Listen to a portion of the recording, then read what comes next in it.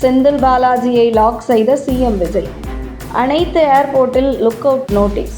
கப்பல் மூலம் தப்பி தலைமறைவு. தாவேக ஆட்சியை கவிழ்க்க தாவேக சட்டமன்ற உறுப்பினர்களிடம் பேரம் பேசியதாக இதுவரை 8 பேர் கைது செய்யப்பட்டுள்ள நிலையில், இந்த விவகாரத்தில் மூளையாக செயல்பட்ட செந்தில் பாலாஜி மற்றும் அவருடைய சகோதரர் அசோக் குமார் ஆகியோரை போலீசார் தீவிரமாக தேடி வருகிறார்கள்.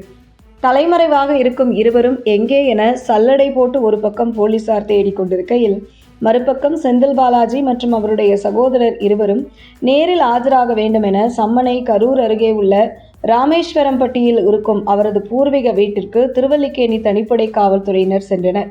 அப்போது செந்தில் பாலாஜியின் பெற்றோரான வேலுச்சாமி மற்றும் பழனியம்மாள் ஆகியோருடன் சம்மனை வழங்கி திருவல்லிக்கேணி காவல் நிலையத்தில் விசாரணைக்கு ஆஜராக வேண்டும் என்று தெரிவித்தனர். இந்த நிலையில் சம்மன் நேரில் வழங்கப்பட்டதை தொடர்ந்து செந்தில் பாலாஜி மற்றும் அவருடைய சகோதரர் அசோக் குமார் ஆகியோர் திருவல்லிக்கேணி காவல் நிலையத்தில் ஆஜராகுவார்களா என்கிற பரபரப்பு நீடித்த நிலையில் இருவரும் ஆஜராகவில்லை. அதே நேரத்தில் இருவரும் ஆஜராக மாட்டார்கள் என்பது பலரால் ஏற்கனவே கணிக்கப்பட்டதுதான். காரணம், ஆஜரானால் கைது செய்யப்படுவார்கள் என்பது இருவருக்கும் நன்கு தெரியும். இந்த நிலையில் சமீபத்தில் முன்னாள் அமைச்சர் ஏவா வேலு லஞ்ச ஒழிப்புத்துறை அனுப்பிய சம்மனுக்கு நேரில் ஆஜராகாமல் தப்பி சிங்கப்பூரில் மருத்துவமனையில் பதுங்கியது போன்று செந்தில் பாலாஜி மற்றும் அவருடைய சகோதரர் தப்பி வெளிநாடு சென்றுவிடக்கூடாது என்பதில் மிக கவனமாக தமிழக உளவுத்துறையை அலர்ட் செய்திருந்தார் முதல்வர் விஜய்.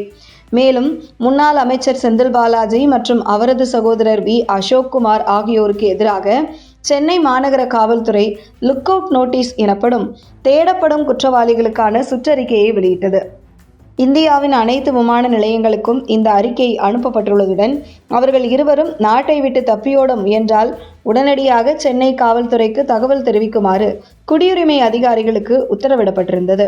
மேலும் ஏற்கனவே அமலாக்கத்துறை வழக்கு செந்தில் பாலாஜி மற்றும் அவருடைய சகோதரர் அசோக் குமார் மீது நிலுவையில் இருக்கும் நிலையில், ஏற்கனவே அமலாக்கத்துறை தரப்பிலும் செந்தில் பாலாஜி மற்றும் அவருடைய சகோதரர் அசோக் குமார் இருவரும் வெளிநாடு தப்பிச் செல்லாமல் இருக்க லுக் அவுட் நோட்டீஸ் அனுப்பப்பட்டு இருப்பது குறிப்பிடத்தக்கது. தற்பொழுது மாநில அரசும் அவர்கள் இருவருக்கு எதிராக லுக் அவுட் நோட்டீஸ் அனுப்பியிருக்கிறது.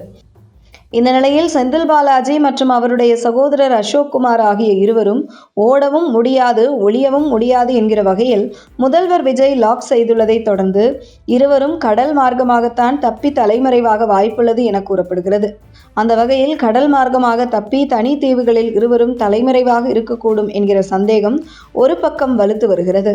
அந்த வகையில் கடல் மார்க்கமாக தப்பி தலைமறைவாகி விட்டாரா செந்தில் பாலாஜி மற்றும் அவருடைய சகோதரர் அசோக் குமார், அல்லது திமுக முக்கிய புள்ளிகளின் பண்ணை வீடுகளில் தலைமறைவாக உள்ளார்களா என மிக தீவிரமாக போலீசார் தேடி வருவதாக தகவல் வெளியாகியுள்ளது.